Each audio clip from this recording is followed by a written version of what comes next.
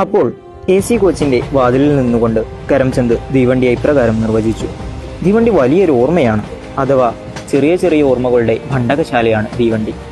യാത്ര തുടങ്ങുകയാണ്. 22 ബോഗികൾ, 3420 കിലോമീറ്ററുകൾ, 56 മണിക്കൂറുകൾ, 18 ഭാഷക്കാർ. തീവണ്ടി പശ്ചാത്തലമായി മലയാളത്തിൽ എഴുതപ്പെട്ട ആദ്യത്തെ നോവലാണ് വി ശിനിലാലിൻ്റെ സമ്പർക്കക്രാന്തി.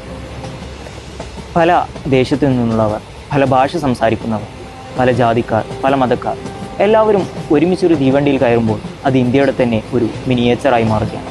ഇതിൽ ഇന്ത്യയുടെ രാഷ്ട്രീയമുണ്ട്, ഇന്ത്യയുടെ ചരിത്രമുണ്ട്. ഇതിലൊരു കഥാപാത്രം പറയുന്നത് ഇങ്ങനെയാണ്: ഇത് ഇന്ത്യയാണ് സാർ. ചിലപ്പോൾ ഫസ്റ്റ് AC യിൽ എലികൾ സഞ്ചരിക്കും, മനുഷ്യൻ ടോയ്ലറ്റിലും സഞ്ചരിക്കും. ഇങ്ങനെ തുടങ്ങി മനുഷ്യൻ്റെ വികാര വിചാരങ്ങളെയും ഇന്ത്യയുടെ ചരിത്രവും വർത്തമാനവും ഇന്ത്യയുടെ രാഷ്ട്രീയവും ചർച്ച ചെയ്തു പോകുന്ന ഒരു കൃതിയാണ് സമ്പർക്കക്രാന്തി. കരംചന്ദ് ശൂന്യതയിലേക്ക് കൈവീശി കാണിച്ചു. സമ്പർക്കക്രാന്തി അതിൻ്റെ അവസാന വാലിളക്കി ന്യൂഡൽഹി സ്റ്റേഷൻ കടന്നുപോയി. കരംചന്ദ് തീവണ്ടിയെ നോക്കി നിന്നു. എന്തെല്ലാം സംഭവങ്ങളുടെ ഘോഷയാത്രയായിരുന്നു അതിനുള്ളിൽ. എന്നാലോ പുറത്തുനിന്ന് നോക്കുന്നവർക്ക് ഒരു വെറും തീവണ്ടി.